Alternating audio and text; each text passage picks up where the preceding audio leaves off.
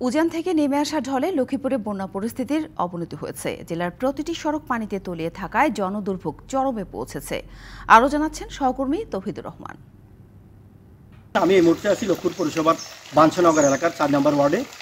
এখানে গত ৪ দিন থেকে এটা উঁচু জায়গা ছিল, এখন আজকে পানি বেড়ে এখানে কয়েক ফুট পানিতে তলিয়ে গেছে।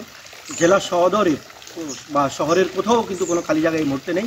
আমি এই জেলা প্রশাসক সুরিয়াজানের সাথে কথা বলেছিলাম, তিনি আমাকে জানিয়েছিলেন লক্ষ্মীপুরের বর্তমানে ৮ লাখ লোক পানিবন্দী জীবনযাপন করছে। লক্ষ্মীপুরের 2 শতাধিক আশ্রয়কেন্দ্র, স্কুল, কলেজ, মাদ্রাসা ভবনে এই পর্যন্ত প্রায় 30,000 বেশি লোক আশ্রয় নিয়েছে। জেলা প্রশাসনের পক্ষ থেকে এই পর্যন্ত বিভিন্ন উপজেলা নির্বাহী কর্মকর্তাদের মাধ্যমে নগদ 16 লক্ষ টাকা এবং 700 মেট্রিক টন চাউল সহায়তা প্রদান করা হয়েছে। ইতিমধ্যে বিভিন্ন স্বেচ্ছাসেবী সংগঠন, বিভিন্ন ব্যক্তিগতভাবে বিভিন্ন লোক এগিয়ে আসছে, তবে তার সাইজের তুলনায় খুবই অপ্রতুল। আমরা যখন যে এলাকায় যাচ্ছি মানুষ হাহাকার করছে, ছুটে আসছে ত্রাণের জন্য। আমি কালকে গিয়েছিলাম সদর উপজেলার বেশ কয়েকটি ইউনিয়নে। 250-টিরও বেশি ডিজাইন অপশন নিয়ে ওয়ালটন স্মার্ট ফ্রিজ, বোঝে আপনার প্রয়োজন। সবাই জায়গায় একই অবস্থা, বিশেষ করে কুশাখালী এলাকায়, সেখানে অনেক লোক পানিবন্দী জীবনযাপন করছে এবং অনেকে আশ্রয়কেন্দ্রে আশ্রয় না পেয়ে তারা ঘরের মধ্যে পানিবন্দী জীবনযাপন করছে। অনেকে আশ্রয়কেন্দ্রে গেলেও তারা আমাকে জানিয়েছেন তারা তাদের সন্তানদেরকে নিয়ে অর্ধাহারে অনাহারে থাকছেন। তারা চাহিদার তুলনায় তারা সেখানে পর্যাপ্ত পরিমাণ ত্রাণ পাচ্ছেন না। টুকটাক মাঝে মধ্যে যদিও তারা ত্রাণ পান, সেটা তারা একজনের ত্রাণ 5 জনে ভাগ করে খাচ্ছেন।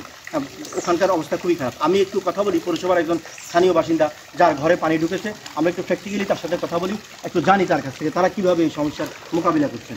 একটু বলেন আপনাদের ঘরে পানি আছে কিনা? আজকে 4-5 দিন থেকে আমাদের ঘরে পানি ঢুকে গিয়েছে। ঘরের সামনে পানি, ভিতরে পানি, টয়লেটের বহু সমস্যা আছে। এখন পানি, বিশুদ্ধ পানিরও সমস্যা আছে। ও বাচ্চা ফলাফল নিয়ে সব সমস্যার মধ্যে আছি আমরা এখন। শুনলেন এখানকার পৌরসভার আরেকজন স্থায়ী বাসিন্দা, আমি তার কাছ থেকে জানলাম তারা সমস্যা আছেন। আসলে প্রত্যেকটা লোকই এখন সমস্যাগ্রস্ত। এখন আর কিন্তু কোনো উঁচু নিচু ভেদাভেদ নেই। নিম্ন আয়, মধ্য আয়, সকল পর্যায়ের লোক এখন পানিবন্দী জীবনযাপন করছেন।